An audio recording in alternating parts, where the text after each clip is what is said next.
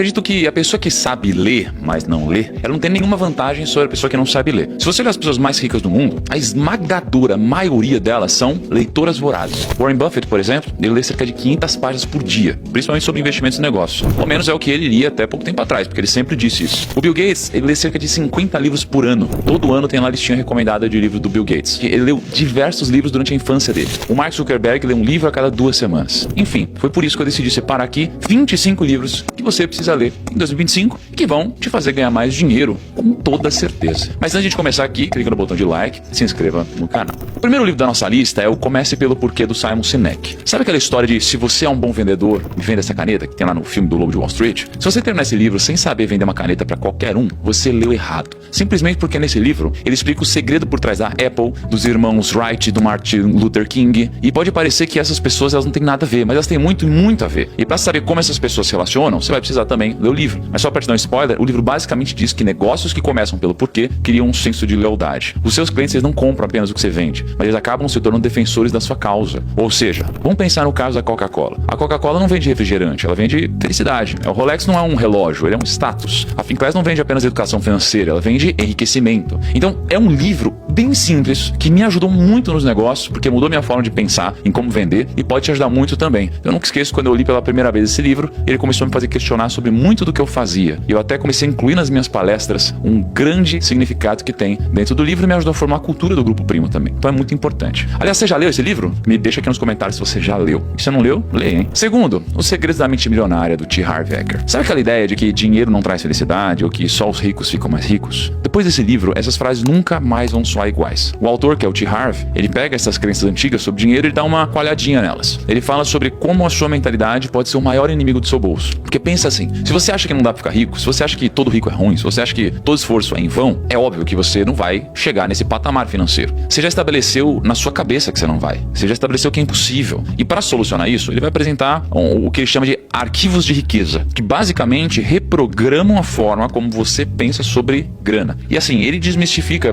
total aquela ideia de que ser rico é coisa de gente má ou só para uma meia dúzia. No livro, ele vai mostrar que qualquer um pode prosperar, desde que tenha a cabeça no lugar e objetivos claros. E pra você ter uma ideia, alguns dos melhores insights, eles são muito parecidos com isso que eu vou te falar. Por exemplo, a riqueza ela começa na mente. Antes de enriquecer, você precisa abandonar as crenças negativas e criar hábitos financeiros que te levem para frente. Quem não entende o valor do dinheiro nunca vai ter o suficiente. O dinheiro não é o fim, é só a ferramenta para você chegar onde quer. Então, é aquele tipo de leitura que muda a sua visão sobre o que significa ser bem-sucedido. Ele é fácil de ler, ele é cheio de insights que valem ouro. Então, eu recomendo muito, em especial para quem está começando, né? Então, ele tem uma lógica quase que matemática que você mexe essa engrenagem, aí ela vai impactar nessa, que impacta nessa e impacta no resultado. É tipo quando você tá resfriado, toma um remédio, se cura do resfriado e você fica resfriado de novo, só que você descobre que o problema não tá em você tomar ou não remédio, está em um hábito anterior. Então o livro ele vai criar essa lógica para você, tá? O terceiro livro é o Empresas Feitas para Vencer, do Jim Collins. Você já reparou que tem empresas que não só sobrevivem, mas elas dominam o mercado, enquanto outras ficam pelo caminho? Esse livro explica por quê. Eu gravei um podcast uma vez, inclusive, com o Perini sobre, baita livro. E o Jim Collins, ele analisou várias empresas que deram um show de desempenho e se tornaram líderes nos segmentos delas. Ele descobriu que o segredo não é sorte, mas é a disciplina, é a liderança de verdade, e é algo chamado de Hedgehog Concept, né, que seria o conceito do porco-espinho. Então, é basicamente a intersecção entre o que você ama fazer, no que é incrivelmente bom e o que pode gerar lucro. Para você já pegar essa vibe, digamos assim, tem alguns principais aprendizados. As empresas, elas criam um círculo virtuoso, cada decisão que elas tomam reforça o propósito delas e aumenta a vantagem competitiva. Então, não é só você fazer 1000 coisas, é só você fazer poucas coisas absurdamente bem. Para você focar no que realmente transforma o bom no excelente. E se você está querendo levar o seu negócio ou a sua carreira para um outro nível, esse livro ele é obrigatório. Ele é direto, ele é prático, ele vai mudar a sua forma de pensar sobre sucesso empresarial, então eu acho muito legal. Aí você tem o Antifrágil, do Nassim Taleb. Então,